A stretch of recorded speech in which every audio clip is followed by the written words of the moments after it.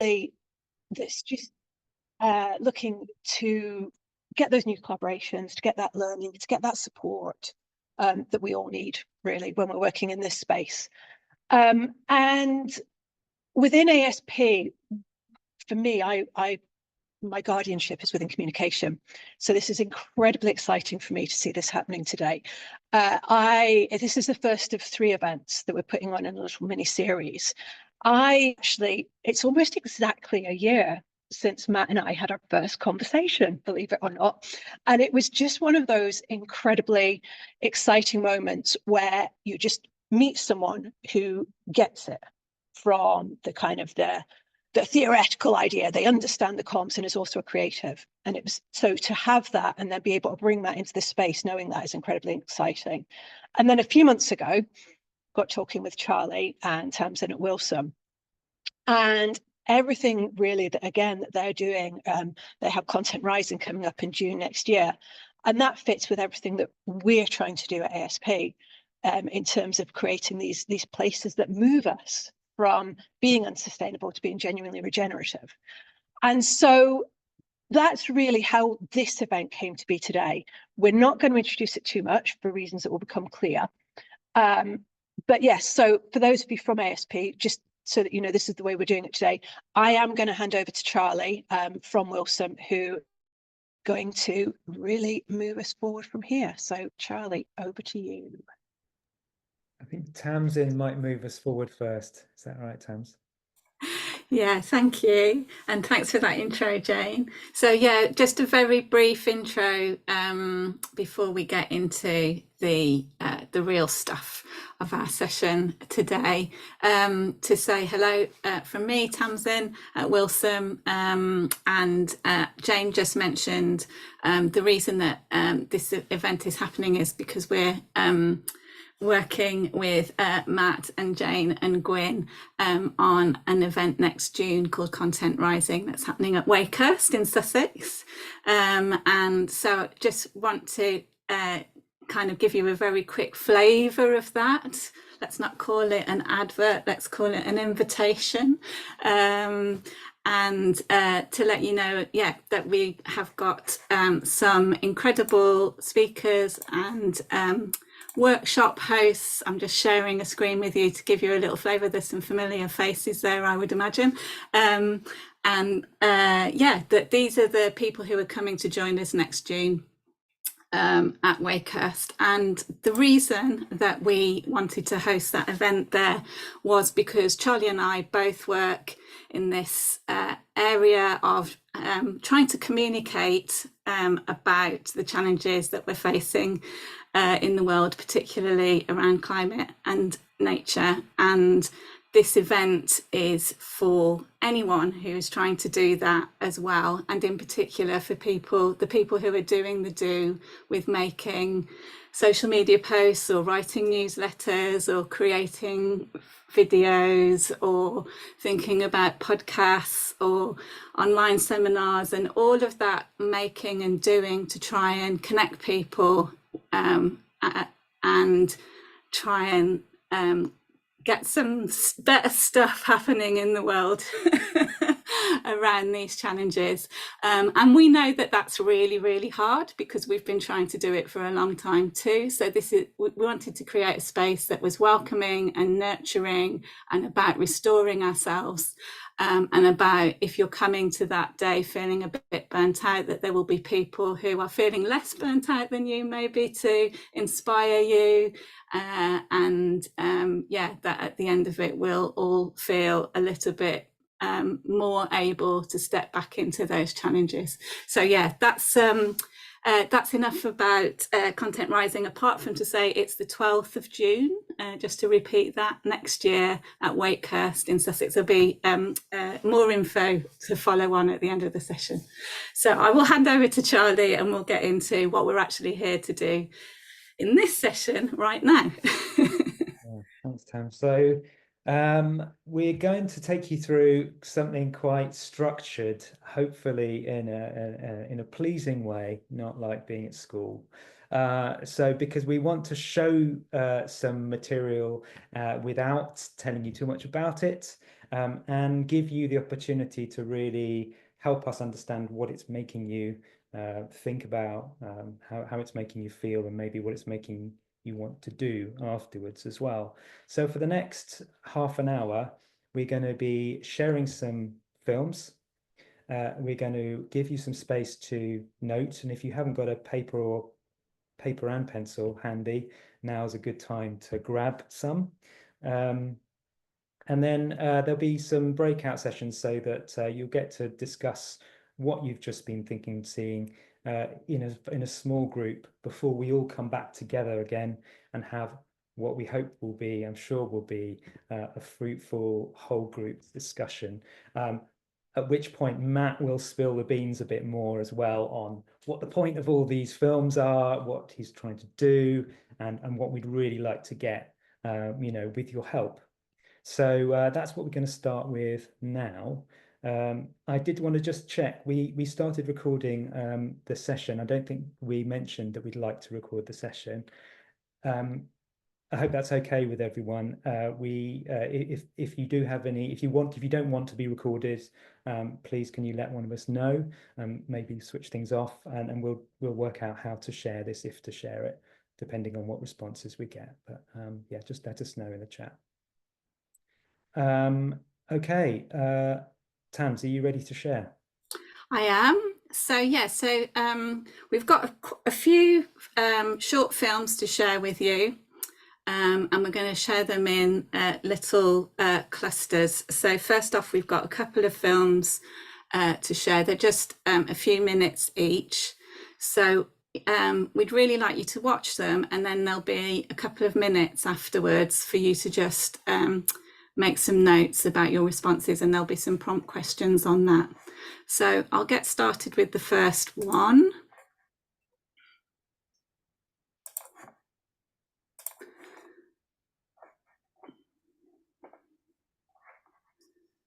And please wave if the sound doesn't start to play.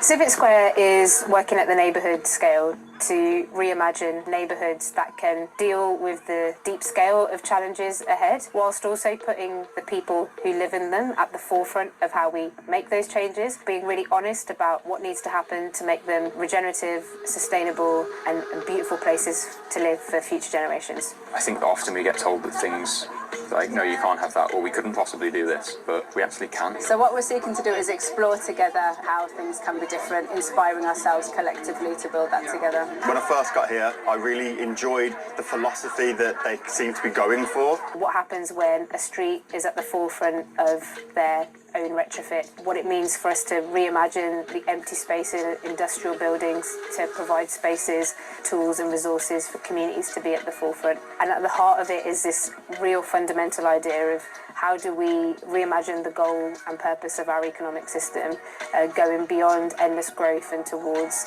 people and planet living sustainably together. To experience the alternatives can be joyful, can be beautiful, can be far more collective and imaginative than some of the realities we're currently stuck in, that actually reconnects us back with one another, with the land we live in. People are so self-focused now, and they're worried about letting people in because of what they might lose rather than what they might gain. Taking ownership and agency of their places. There's so much that's already working really well, and quite often just needs a home. And we're trying to create that earthquake that shows everybody around us that no, there is a better way. We can still love each other, we can still be civil, we can still include everybody in everything we want to do, and that's the difference, and that's what I'm hoping will spread out in this place. What we really want to tap into is that feeling that we know deep down, that we are better when we do things together, we are better when we share, we are better when value is distributed with everyone rather than hoarded by a few, and that when we really tap into the knowledge and wisdom and tools and skills that we know are in our communities, that actually something magical can happen. If you're in Birmingham or in Ladywood, come down. We have things going on all of the time at Civic Square. And if you're anywhere across the country and you're thinking, God, I'm too small to make a change, most of the work that we've done started with a cup of tea with a neighbour, started with sharing food with a group of people, Go where the energy is in your home. Go where you see hope and energy in your community and start conversations. Chat to somebody who feels as passionately as you do about the future of the place that you're in. Bring together a small group of people. When you're done with that, get in touch with us, and there's tons of tools we could share about how we turn some of that into beautiful everyday spaces such as supper club or trade school, or how we brought people together under the shade of a tree and started talking about the future of the climate emergency. But most importantly, start where you are, go where the energy is, and put the kettle on.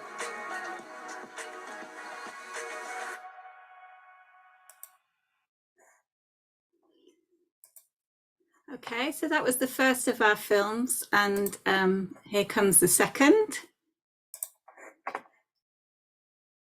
Ambition Lawrence Weston is a bunch of what used to be unruly residents coming together to try and make their lives a lot better. They've now finally, after around about 50 years, got a voice that's being listened to, and that's all come about by their hard work and dedication over the last 12 years. The idea started in 2012. The residents had had enough of their lot, and they wanted to make some changes. So we door knocked every house on the estate and asked three simple questions, really. One was, what is good about living in Lawrence Weston? What is not so good? And what needs changing? We put all that information into a development plan, and that is now the residents-led and driven development plan for the area that we're delivering. Biggest achievement, I think, is having a voice and people listening to us at long last. And the outcomes that we've got are immense. We've delivered a neighbourhood development plan that gives us a lot of power over how houses in the local area get built. We've got a local lettings policy which ensures that a lot of the local people living in the area benefit from these new houses that are coming online. We've brought a large supermarket to the area. That was a massive call from residents for many, many years. We were just about to open a brand new 2.5 million community centre. Shuttle bus service to get our residents to those places of employment that public transport didn't go. We've reinstalled ancient orchards. We've built the tallest wind turbine in England, owned by the local residents. So the wind turbine came about from our need to generate a sustainable income. One of our aims when we first started out was to ensure that any local assets brought a benefit to local people. That's what instigated the idea of renewable energy and the fact that it generates an income. We've got around about 9 other wind turbines in the local area where we don't really benefit from.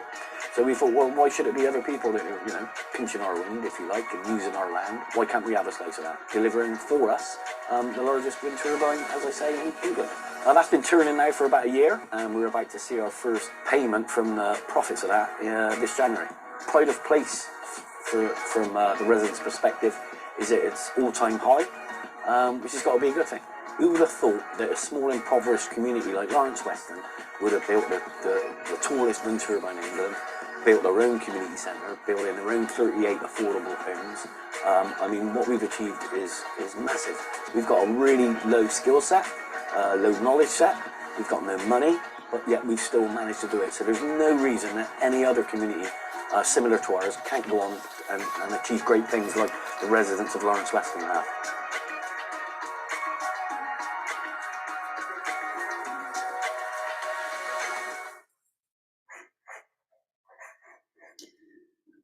Okay, so an invitation to spend a couple of minutes now, and I'm going to set a timer, just making some notes around these prompts. So thinking about those 2 films you've just watched, what are they making you think? What are they making you feel? Are they making you want to do something next? We're just very interested in your personal responses here.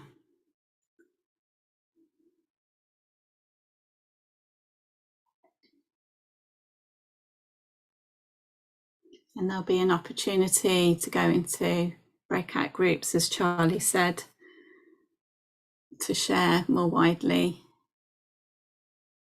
and then to share as a larger group as we go through this session.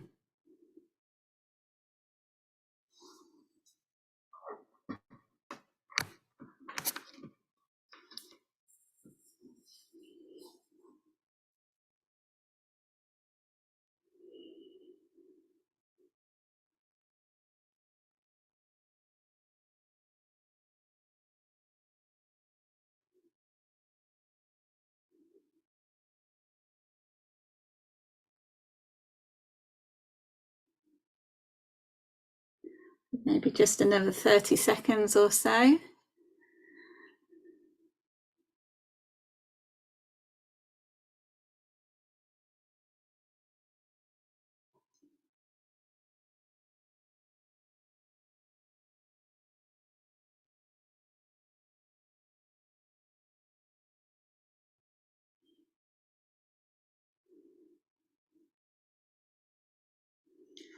So just any last scribblings on those two, and then we're going to move into the next set of films. So here we go. Do headlines like these boil your blood too? These Londoners aren't having it anymore, and they figured out how to tell fossil fuels to F off. Repowering London is a network of communities who are deploying renewable energy to turn sunshine into money and bring down their carbon footprint. Their profits that they get from their renewable energy can be spent on whatever they want, like bringing down bills or rolling out even more community-owned energy. And it gets better. These are groups of ordinary folk. They don't have cash to spare, and they want you to know how to save on your money and reduce your pollution too. These kinds of impacts, from climate to financial, are making the difference for people all across London right now, who are reinvesting the hundreds of thousands of pounds that they are making from their renewables back into their communities. Projects like these could make all our futures brighter and help in the fight against climate change, which these guys are insistent on making worse every year. The community-owned energy movement is growing across Europe. In Germany, 20% of the country's electricity is owned by people like us, not giant fossil fuel corporations. Want to wrestle control out of their grasp? Projects like this are happening all across the country. Click the link to find a project near you and take your first step to get involved. And follow us for more ideas. Do headlines... Okay, and now we're moving into the second one in this section.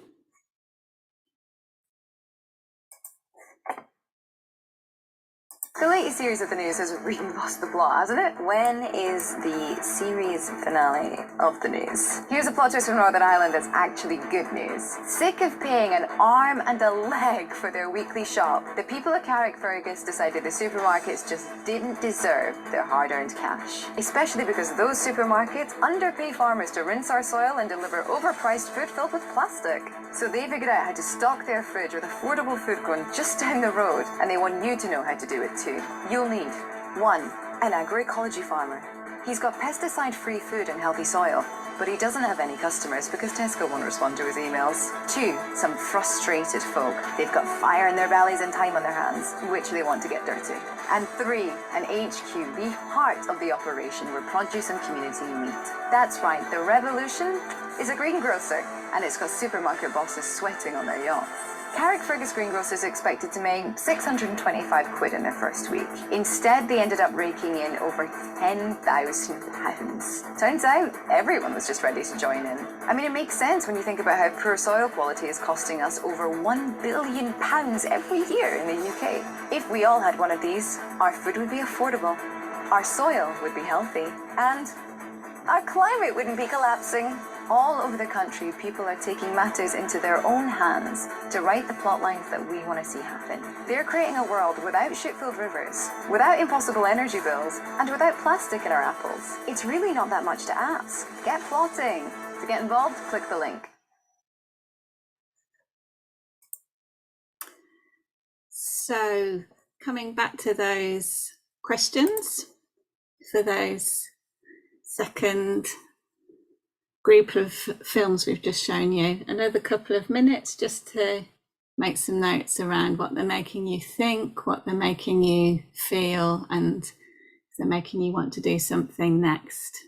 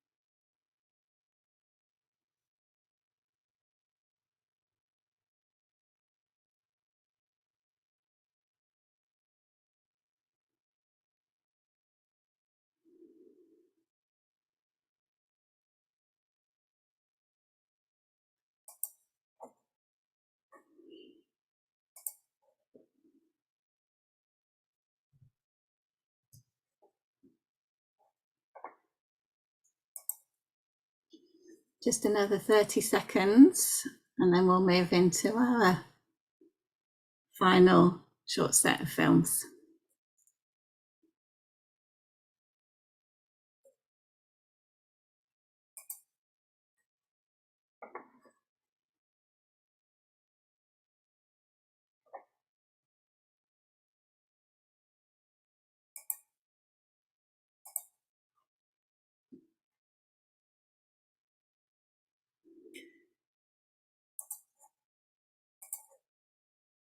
Okay, so this is our last little set of films to share. The cars, the jets, the parties. Remember that New Year with Leo, Jamie, and Jonah? Barely. First midnight in Sydney and then hopping on a plane to celebrate the second one in Vegas. What a night. The oil was flowing, the cash was flowing. Those were the days. I was a CEO in the most powerful industry on the planet.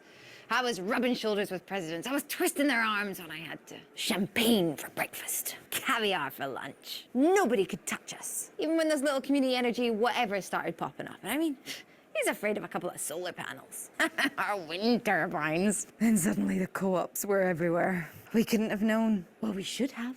What is the point in having the most expensive lawyers in the world if you can't figure out how to stop a bunch of normal people from building their own renewable energy? I mean, I think by that point they had their hands full on keeping us out of jail for, like, melting the ice caps and stuff. Yeah, well, I applaud their efforts.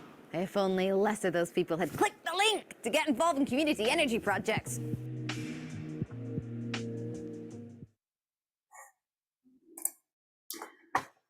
Okay, here comes our second one. What happened to our profits in Wales? We're losing customers. Why? They don't need us. They're building their own energy infrastructure. Who? Well, it started in the Gower, and now everybody's doing it. Well, surely we can stop them. Yeah, already tried, but they are really determined. But if enough of them do this, won't this change the way the energy grid works and make everyone's prices cheaper? Yeah. Well, at least it's just in Wales. But what if it started happening everywhere? What if it did start happening everywhere? Click the link. Shit, it's just started happening in England.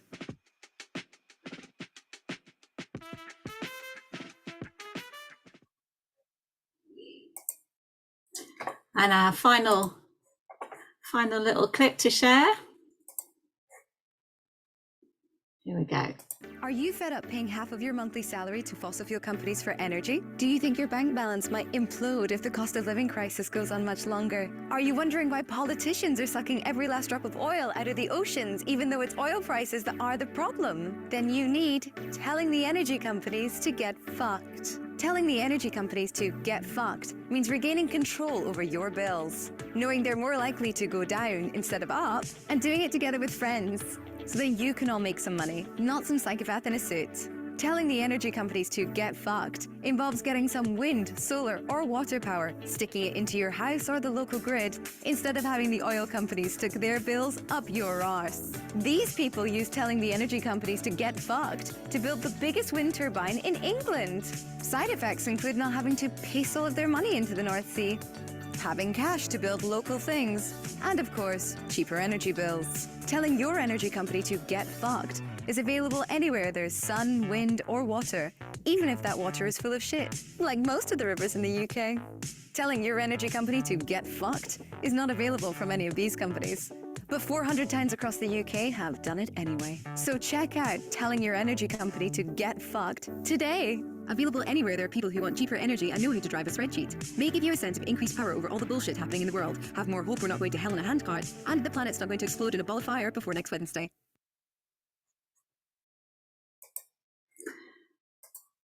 So, one last invitation for you to make some notes around those final three clips that you saw in terms of what you're thinking, what you're feeling, and maybe what it might want to make you do next.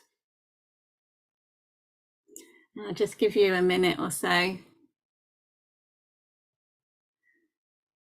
and then we'll be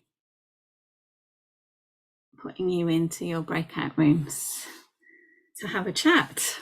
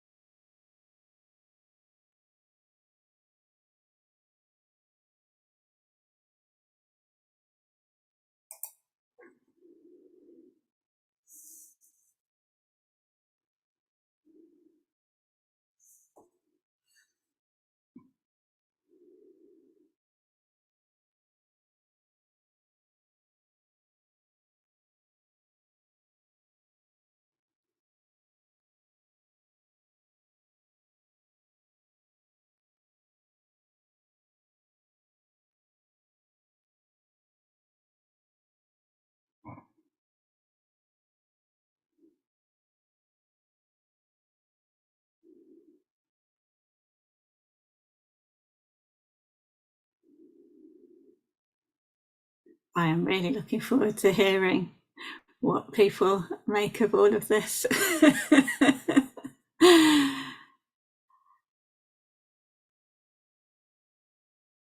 So I'm going to hand over to you, Charlie and Jane, to take the reins on the breakouts.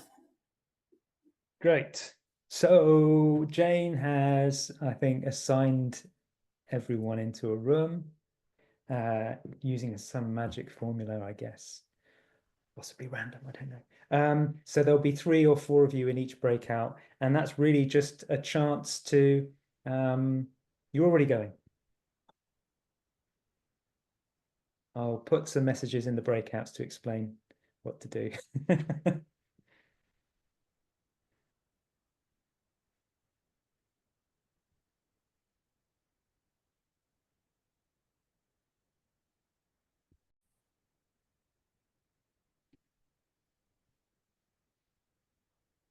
Where is everyone? Oh, they get 60 seconds. Oh yeah, God. So there's a good sign if people don't come back immediately is they're having good conversations and it hasn't all ground to a halt, I think. Just gives me a chance to sort out the lighting in here.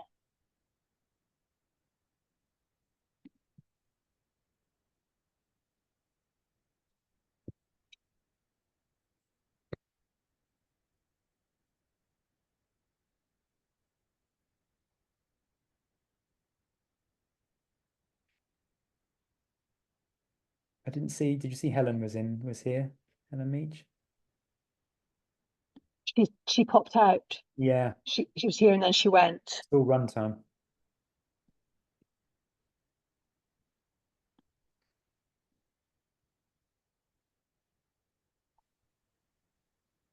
Okay. Welcome back, everyone. I hope you had a good time in your breakouts. We're almost ready to hear from you, and I'm hoping that someone in each of the groups will have had a chance to scribble some notes down that we can see in the chat at some point soon. But first, we're going to ask Matt to tell us what on earth that was all about. So Matt, can I pass the floor to you? Yes, hi everyone, and thank you so much for your time looking through all of these. I will give a very quick summary of what we're trying to do. So this is part of a project we are doing called Antidote, which is looking at how we can share more positive stories without them and make them as engaging as possible. We're targeting people who are engaged in societal issues and climate. We're not framing the whole thing around climate because we're trying to address 5 key issues: housing, food, transport, energy, and democratic improvement, and tell stories of projects that are already happening that could be the seeds of a better future. So there's loads of this stuff happening, but it's not spoken about enough. So we're trying to work out how could we make these stories more visible and easier to share to a target audience of people who want to do something to help their future but don't want to glue themselves to the road. So we're not targeting those resistant to change. We're targeting people who are open but maybe aren't aware of all the amazing stuff that's already happening all around them. I'm going to quickly share my screen because there is some stuff I can share that the idea is these films would drive to a website. This is the front page of the website, but this isn't actually where you'd mostly land. You'd come from a project and you'd be able to immediately find ways that you can find a bit more about that project and ways you could get involved or ways you could find a project near you. So if you were engaged, then you could find what's going on in your local area. This is a pilot project and it's an experiment. So we're trying a bunch of different ways to tell these stories, from interviewing the people behind them, which is what the first batch were, to telling them ourselves, and we're collaborating with the amazing Rachel Donald, who has been really fun to work with. But the idea is really to find what are the pieces of story and narrative underneath that make these engaging. So we're not sure we're there yet, which is why we're kind of doing it in this way. And we're also trying some which use humor. I guess that third batch are really about trying to turn the tables on power. One of the pushbacks we get when we tell these kind of stories is people will think they're great but can't change things at a systemic level. So we're trying as an experiment what happens when we tell the stories as if that's already happened, to see if we can kind of shift people's perception of what's possible. But all of this is done as an experiment. Underneath this, what we're trying to work out is what are the filters to find the stories that cut through. And so we are telling 8 stories at the moment out of all the ones in the world, and specifically the UK. But so it has to have an unexpected hook. Does it address an essential monthly need for most people, so it's relatable to as many people as possible? Was it started by people of ordinary means, so ideally some element of underdog story? So there's a filter we're trying to develop there, and then we're trying to work out what are the component pieces of the narrative that that we need to build in to make them work. So they're kind of intended to be lighthearted, but we are trying to work out how we could formulate a model that would make this shareable and help other people do this too. So the reason we're trying to do it in a bunch of different ways is to find which lands. So the idea is we're going to launch it on social media in the next 2 months and put them out, and then just see which ones connect most. Well, no, I'm not asking permission. I'm just letting you know. Audience. Sorry. I think that's the one thing we're not doing yet, but we want to do, is give some kind of picture of an alternative future that these things could unlock. These are the seeds of potentially different futures than we're used to seeing in the news. And we are not trying to diminish the difficulty of these projects or the potential challenge of making these features, but at the same time, we do want to show what could be possible. The reason we've not done that one yet is we're in conversations with a lot of the organizations behind the scenes on what that actually looks like. One of the things that's quite startling is when we've gone and asked people, what could community energy unlock? They were like, nobody's asked us that. They've only asked us how to hit the government target, which we're way off hitting. They haven't asked us what could be possible if we accelerated further. So that's a quick summary of what we're doing. And I'm going to stop there and keep it brief. I'm very happy to answer any questions, but I wanted to keep it quite pithy. Yeah. Brilliant. Thank you, Matt. I'm sure there will be questions. But I know, Tams, I think you wanted to sort of kick us off as we move on to this bit. Yeah, so we're absolutely inviting everybody in at this stage, and if you want to put things in the chat, put things in the chat. If you want to put your electronic hand up, I never know how to do that, so feel free to just wave your actual hand and we will hopefully see you. But I thought I would kick off and slightly abuse my position as co-host to ask a question that I wanted to ask. So I watched all of these films for the first time yesterday, exactly the way you guys just all did, and in terms of how it made me feel, it made me think and feel I'm so glad that somebody is making stuff like this and joining up these dots in the way that they're being joined up. It made me feel really hopeful and a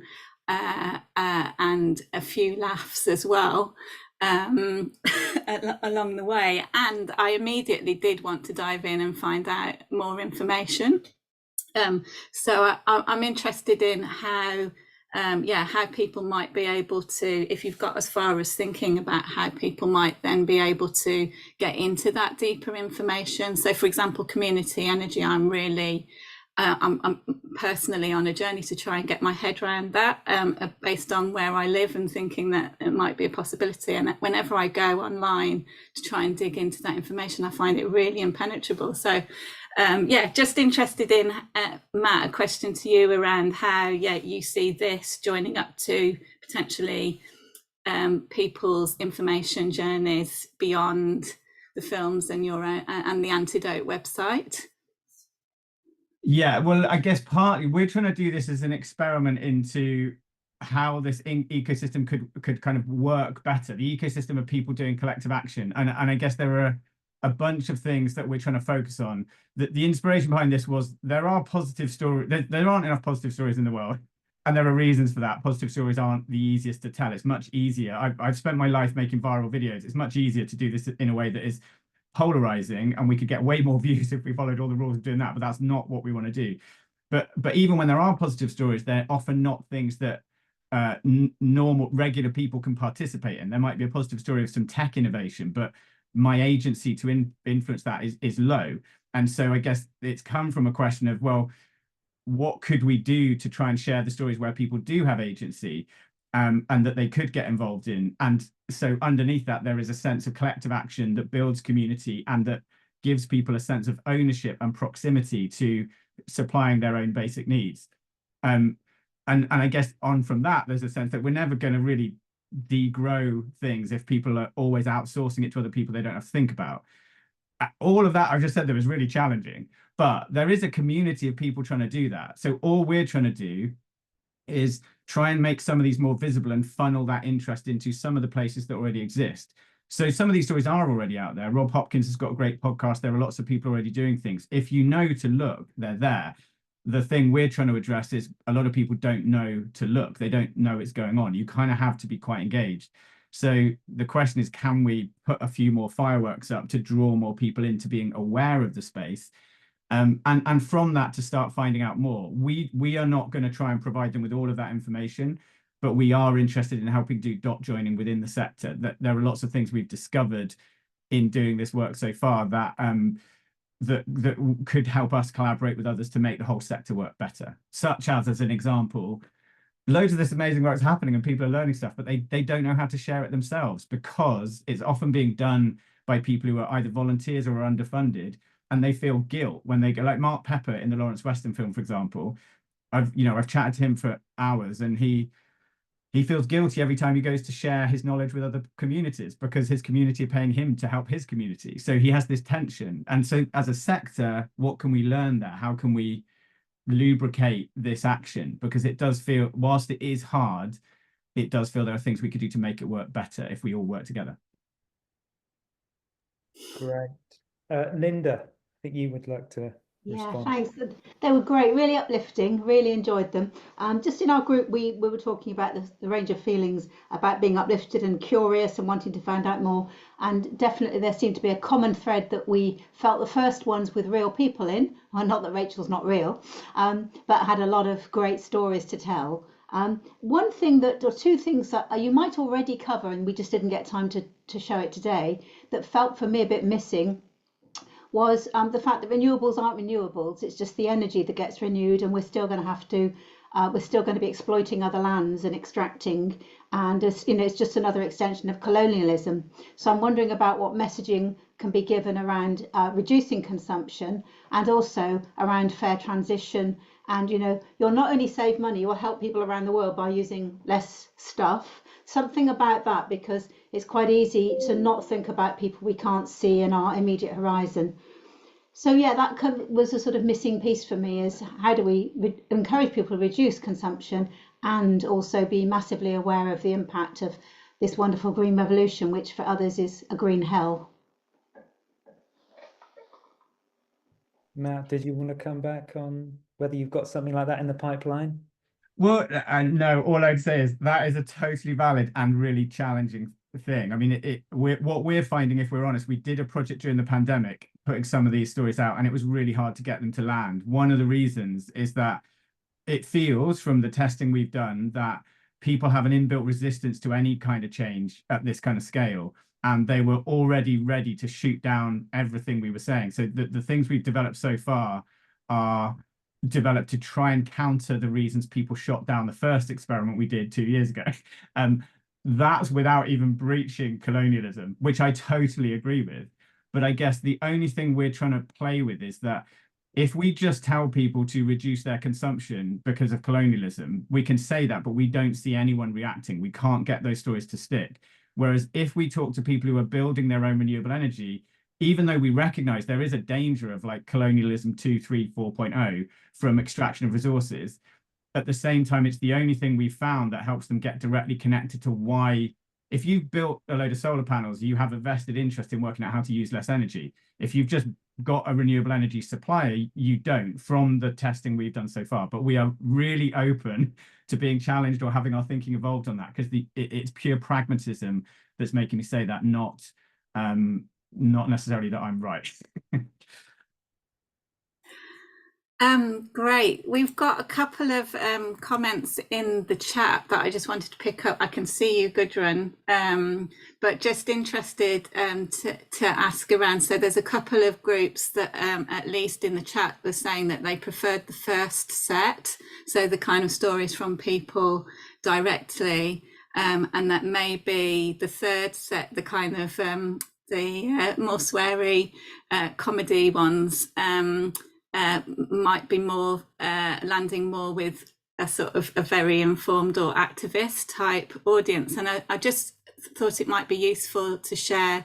I know there's been some research done already and you're planning to do more. Just what feedback you've been hearing so far along those lines, or if you've heard different feedback in different contexts, if that's not a horrible question. No. I mean, I think so we've tested the middle batch of films the most, and they've had a positive response, as in, like, I could get up the stats, but I will quickly get up the stats. Give me one sec, because it just shows what we've found so far. Where are we? So let me share my screen.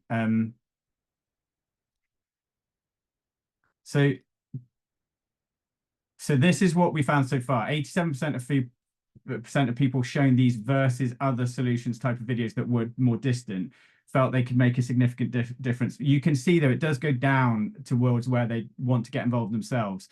But that was done through academic testing. What we don't have is testing on the genuine public. And so that's why we're going to put these out publicly on social media. That it doesn't mean we think they're necessarily right, but it's partly to answer that question.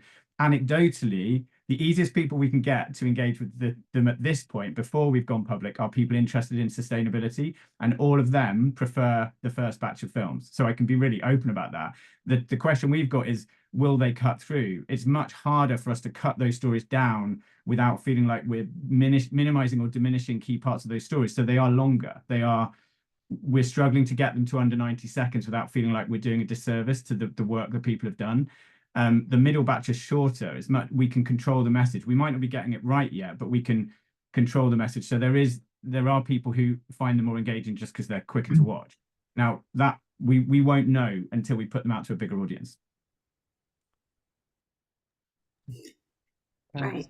But we're really open to feedback. That's why we're here. Okay. Thank you, Matt.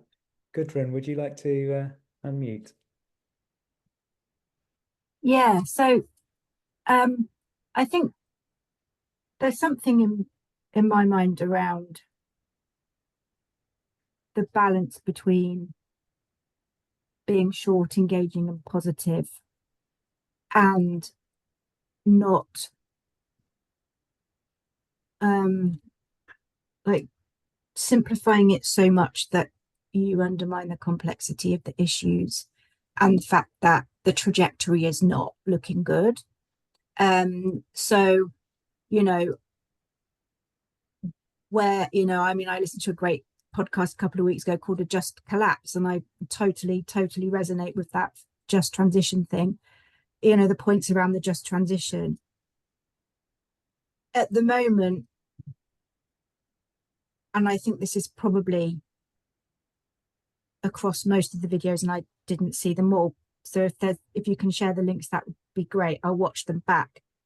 But there's something about very middle class in terms of the people that will get this in any way. And, the people who are going to be most impacted by climate change, who are struggling the most with cost of living crisis, which is driven not insignificantly by environmental issues and will be more so, aren't going to hear any of this. Now, they don't necessarily need to do anything either, but who are the people that need to change the most? They're the wealthy, the people who fly multiple times a year, that, have high consumption patterns, so on and so forth.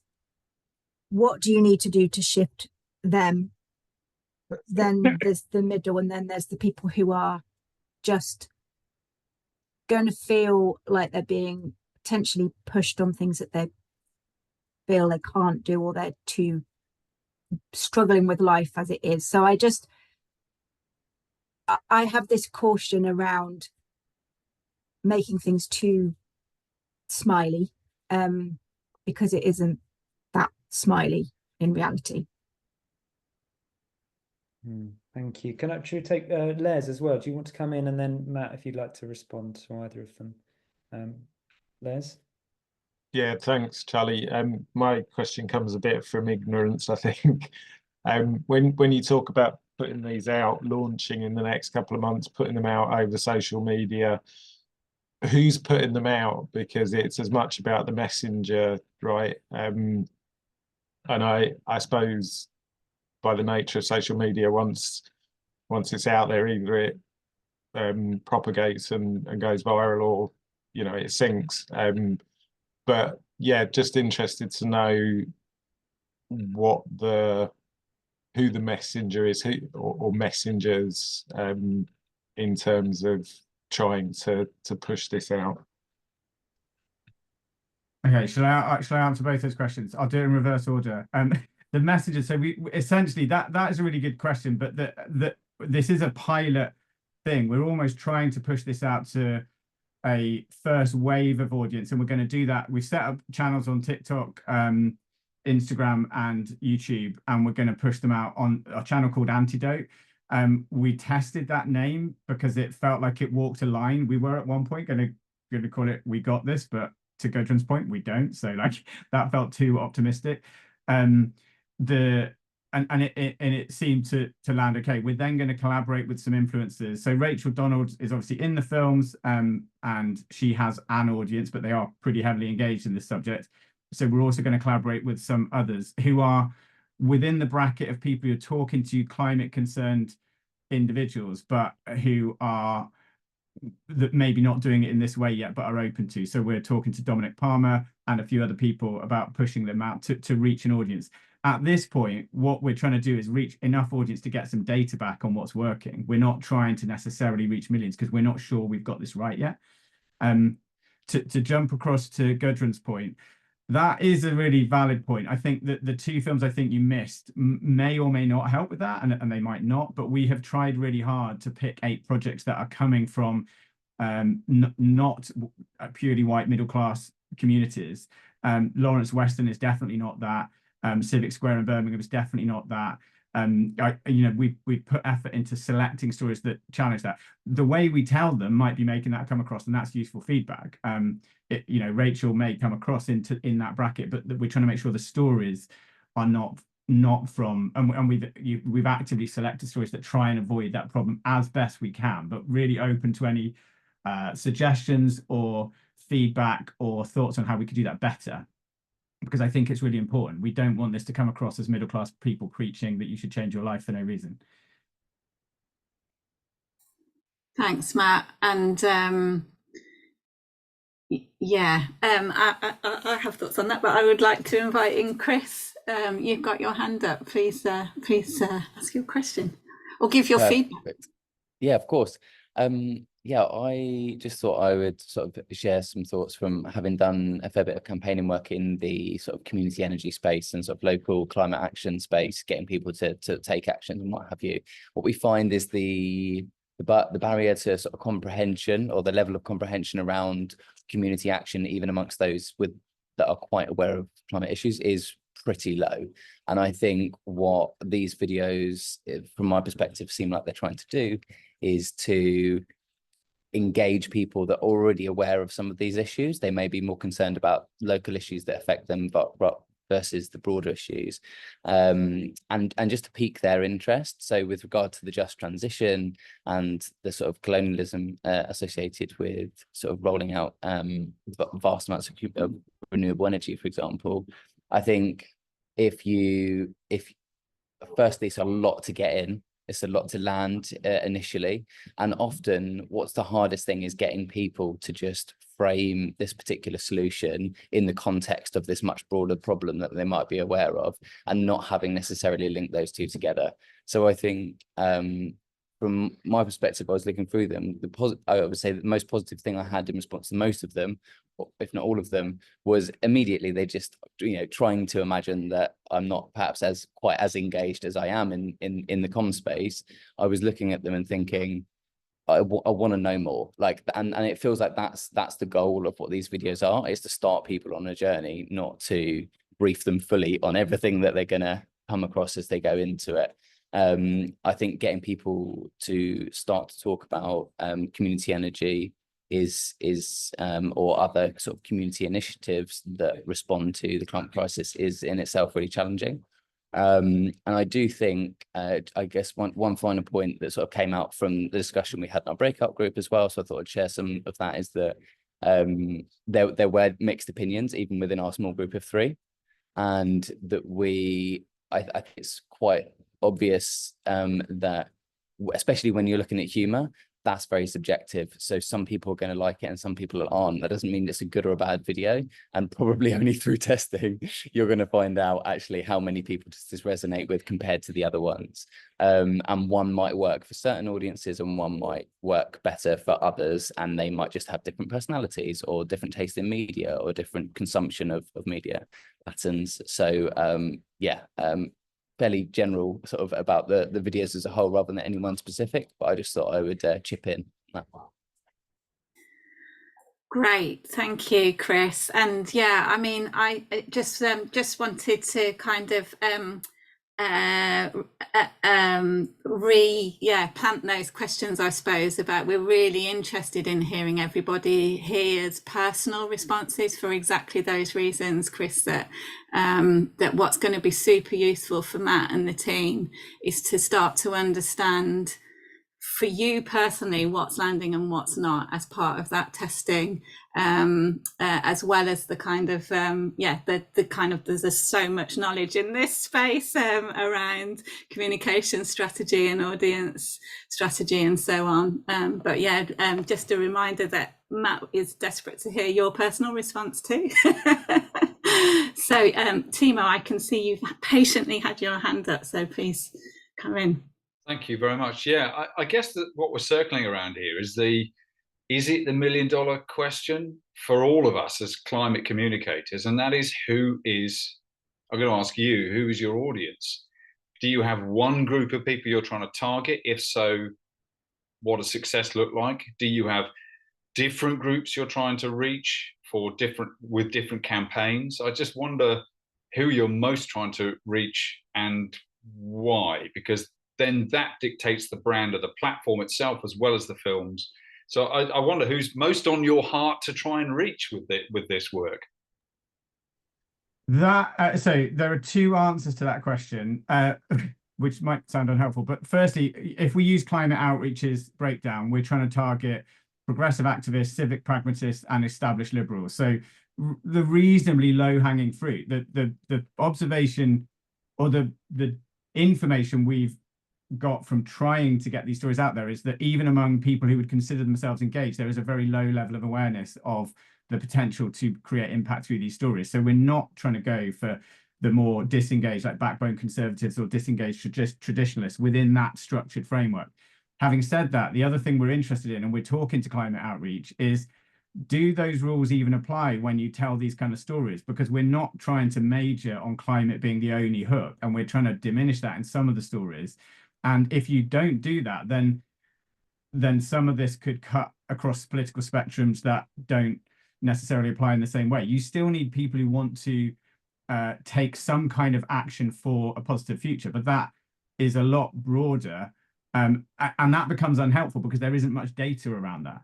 So one of the things we're trying to do is, part of the reason for putting them out is to find out by testing, like by putting them into the public realm and seeing who comes back, what response we get. Because on the one hand, we're going to actively target the segments that you would assume from the research done so far might be most engaged with this topic. But on the other hand, we're open to the fact that if we diminish climate as the framing, we might find there are people who we might not have considered open who are more open to rolling up their sleeves and kind of trying to have some agency over their future. Like, as an example, Lawrence Weston would not in any way be considered the traditional target of any of these stories, and yet they are the people doing some of the most work. Well, that's interesting. You're addressing there that the fact that we all need, something I bang on about a lot, is that we all need to be able to see different futures. You kind of said that earlier. We need to see the alternatives. And so hearing from the community was particularly powerful. But as a last note from me, it's only this morning I heard about a viral thing in the American election. Obviously, so much feels at stake there. If we don't get drawn into the psychodrama, it's still very serious. There was a story, I don't know if anybody else here has seen it, of a guy who was singing a song at a festival. It was videoed and it went viral because he was singing about the line that stuck in everybody's mind was the rich guys north of Richmond. And the interesting response was the way it cut through all demographics, and all the Republicans and a load of other voters went, he's singing for us, that it's a bunch of rich guys who just want to divide us. And those of us in the active space know that's the issue. But it was interesting, there was something there, a kind of honest testimony that really cut through like a great big accident almost. And I wonder about that, something about trying to speak to people where they're at to get those happier accidents, to actually find people who you wouldn't think would engage at all. I don't know. There's something trying to get unlocked right now, right? Exactly, and I've seen that video and I know exactly what you're talking about, and I don't know if we're getting that right with what we're doing now. There's a bit of a dichotomy we face. If we don't create some sense of tension or enmity, they can feel a bit flat, and our feeling, and we might be wrong, but is that then we are only going to reach the bubble, because they're nice stories about nice people doing nice things. But then when we do create an enemy, we have to be very careful who it is, because I was in a group and listening really intently because it's really useful to us. Like, we put Tesco in the food one, and we've named them. That was just because we had to put someone. But if that makes people feel that Tesco are the enemy and they feel guilty for shopping in Tesco, we're not helping ourselves. So, rich guy north of Richmond is really broad, and the right wing are very good at picking enemies that you can all get on board with. We need to get better, and I'm not sure we're there yet. Thank you, Matt. Margarita, would you like to come in? Thank you. I'm going to speak from a place of very personal response, so no kind of well-informed background, or I can imagine myself into our audience particularly. So here it is.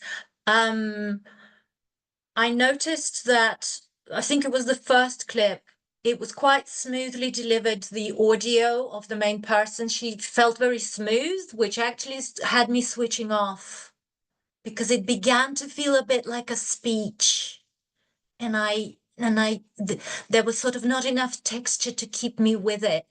Even though the visual narrative, there was a nice variety of people on screen, and that kind of kept me in more than the very smoothly. And I think that speaks to the higher language, the more complicated language, that even highly educated people, it still doesn't slot in quite as readily. So I could just hear myself zoning out a little bit.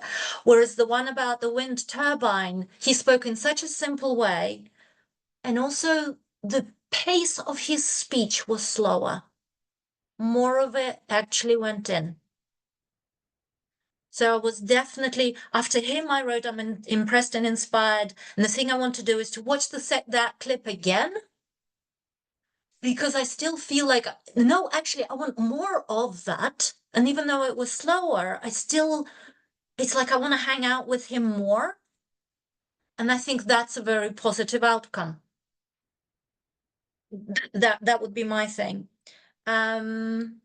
I found the comedy the most fun, and I'm totally with that it wouldn't be everybody's. Although there was a bit of my brain that went, there's something a little like Saturday Night Live going on there, but that might be relatable for a whole lot of people. I'm not the greatest fan of Saturday Night Live. A lot of them are too coarse for me. But there was this bit of me that kind of went, these people are fun, because I can imagine one of the hesitations is like, I relate to somebody said in the comments that the grittiness of the work can be inspiring, because the hero in us responds to that. Yeah, no, I don't need some sugar-coated story around this. If I can fathom it, I'm willing to kind of get at it. But on the other hand, thinking these people would be fun to be around. That's the most energizing for me. That was the batch where I went, I wonder if I can find them. Because it would be actually next week to have them around in my week. And that's a very personal thing, and it's probably got generational biases. Like the faster ones, my brain just like, it's too. I think that was the second batch where there was a lot more happening in the background on the screens, and it distracted me. So I didn't. But I can imagine that maybe my son's generation would find it much easier to run with. Yeah, So thank I you. think that's me. Thank you. Margarita, just to say, we will be providing an opportunity for you to share these films with other people who you would like to see them and get some feedback from perhaps, people outside of this call. So it's your children, I don't know. But Matt, on that point about going into the longer form, I don't know, maybe you covered this already, but in terms of that sort of deeper dive into some of these individual projects, are you making this content, or is it more of a leading off into something that's already there? That's your job. Well, we're actively kind of exploring how to respond to all of what we're finding, and we don't know yet. Until we put them out for a couple of months, we will lack a bit of data. But from what we can see so far, just to respond to some of the things that have been brought up, people do seem to want short, quick things. And to Chris's point, some of them we might be packing too much in. Like, we just need to find the bit that's the hook, and people do seem to want that. Then we might need to make some longer content that gives a bit more of a sense. There is a sense from some of the testing we've done so far that there's a kind of uncanny valley. If we pack too much into a length of like 2 minutes, it might be between the hook that people want and the depth that they really want. One of the things people do want, which relates to what Margarita just said, is they don't want us to tell them it's easy, but they do want to know how to do it. They want to know practically, how did you do this? Because otherwise it just sounds like you've told me A and C and there's a gap in the middle and I don't get it. So we might need to make some longer things. And then there is the thing that, we found this filter of the stories. And I think that's one bit I think we're kind of doing okay on. I'm not saying the presentation is right yet, but in terms of finding the stories that have the potential to resonate, I think we've got the right stories. So maybe it's on us if we're not telling them right. But there's also a real learning that it's the people as well. Like, Mark Pepper is fucking amazing, and excuse my French, but like, he makes me well up when I listen to him, because it reminds me how brilliant people can be and how amazing communities can be when they pull together.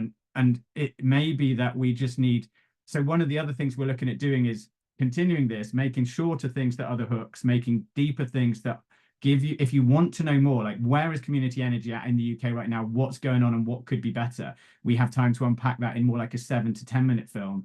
And then we might try and make a feature-length documentary or a longer documentary that literally just features 3 or 4 of the most amazing people we found. Because like Margarita said, when you find those really amazing people, you just want to spend time with them to recharge your batteries as to what's possible. And like to hang out with them for an hour or so might be really powerful. But that's where we're at right now. We need to learn more to evolve that plan. Love that, Matt. Absolutely love that. I have a question that I would like to throw into the mix around. So we've had a lot of discussion around audiences, and rightly so. Charlie and I were talking about it this morning, about our responses to having watched the films yesterday. We had quite different reactions yesterday. I was in a place where I was really feeling the cognitive dissonance of all the things yesterday, and so the kind of the funny ones at the end, that is in particular the CEOs in prison. It just met me where I was yesterday in terms of my my state of mind, and whereas today, when I rewatched the People story and the Civic Square one in particular, because I'm from Birmingham, I know exactly where in Birmingham that project is, and I just love that project is going on. yeah, that was the one that spoke to me today. And I don't think it's a coincidence that this morning I was listening to Ayana Elizabeth Johnson's new audio book, What If We Get It Right? And that's all about the kind of solutions. And so that those films landed much more with me this morning than they did yesterday, when all I wanted to do was just kind of put the bad people in prison. So and I'm not talking about protesters. So I'm interested in kind of hearing about that sort of sense of modes of engaging, as well as that an audience is a person in an audience is a different person day by day, right? So I wondered if that was in your thinking at all. It definitely is, and I guess the main reason is I started out doing this project for two reasons. One, there just aren't enough positive stories out there, and two, I wanted to make, everyone's like, I want to make a big project, and I met Rob Hopkins, and I used to live near him, and we chatted, and he talks about how there isn't a film like Tomorrow, the French film, in Britain. I don't know if anyone's seen that film, but it's a brilliant film. It's a few years old now. When I say a few, it's nearly 10 years old, and it maybe works better in France. They have a stronger socialist tradition than we do in the UK. But then I was like, but it's such a tall ask to ask somebody to watch a 90-minute film and change their perspective on the world in 90 minutes. And how do you get them in front of it in the first place? So this was almost born out of what you've just said, which is, how do you give people lots of little bits that all add up to something? And the important thing is, together, they have to be something you want to say, I want that coming into my brain. But some days it might be taking the piss out of the people that are annoying you. And other days it might be, tell me how to do it. And other days it might be, meet the people doing it.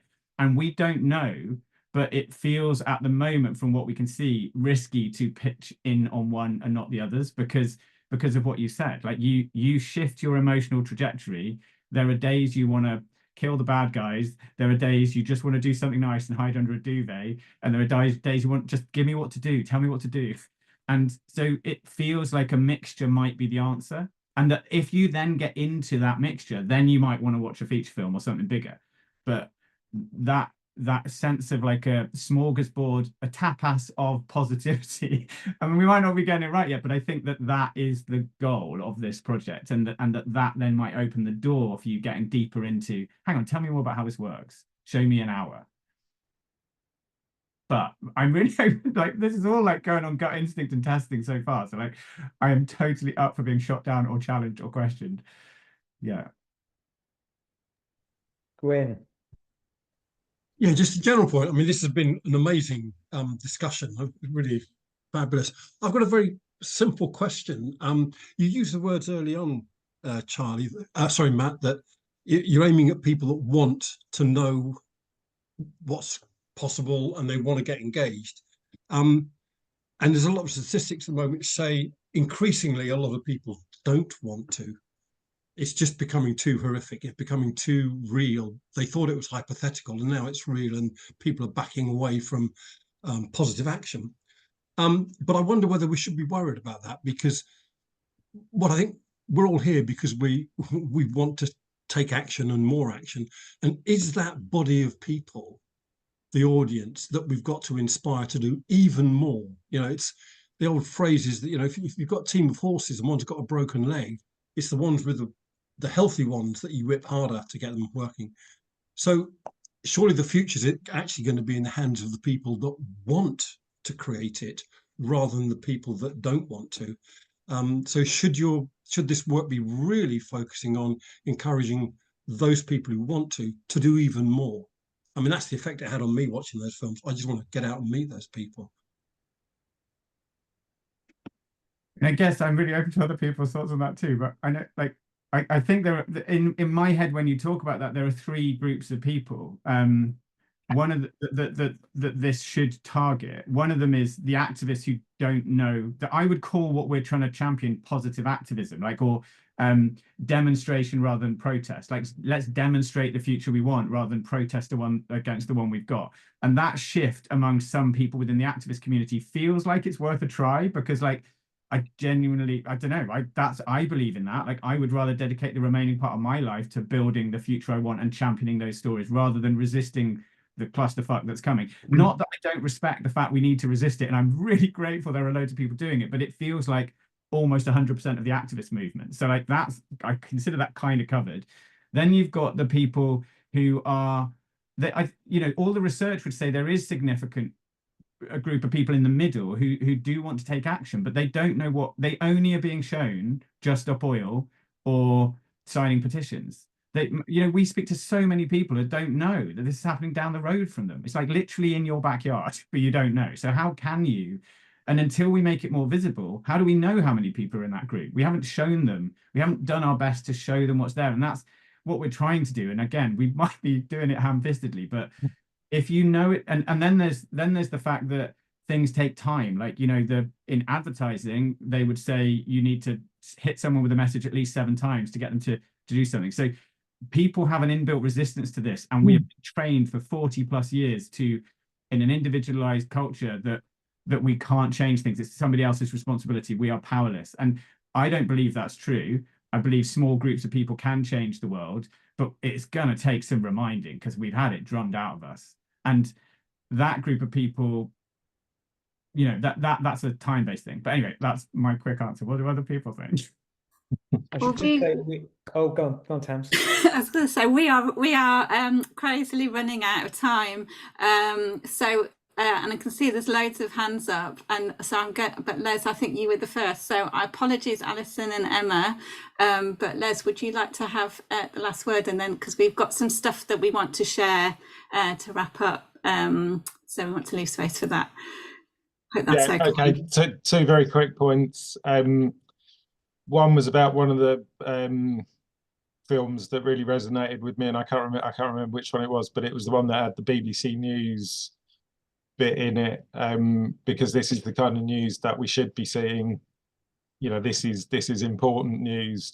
And there was a BBC climate creatives thing a couple of weeks ago, and they were getting excited because they'd managed to slip climate into the storyline of some drama. And Chris Packham called that out and said, basically it's the media. The media needs to be telling this story. So I suppose there's a challenge in there for how this initiative links with influencing those in the media. And I realise that's a broad spectrum. On the audience, people will be familiar with the Climate Majority Project, which has that analysis of people who don't think of themselves as activists, but are truly concerned about what they see happening with the climate. And it seems to me that that's the sort of fertile ground. And I don't know, Matt, if you've got links with Rupert Reed and co at the Climate Majority Project, but we can talk about that more potentially if that's something that you'd like to explore. Well, definitely, and very quickly, I know Rupert and we've chatted, and there is a lot of alignment there. And I guess the main difference is he's got climate on the can, as it were, of his project, and we don't. But other than that, our kind of aims are very similar, and so we're really up for chatting more and sharing any learnings or things or input. Yeah, thank you. So we'll wrap up, and just to say thank you so much for all of the amazing inputs, and there's just been the most incredible conversation going on in the chat as well. So I know Matt will want to have a look at all of that. But Matt, I know you wanted to just share an invitation for beyond this session. Yeah, well, basically, we've put together a Google form just in case people want to share these, or if people could share them with anyone in their network, like somebody mentioned their son or others that they might want to run these things past. So I'll put it in the chat now.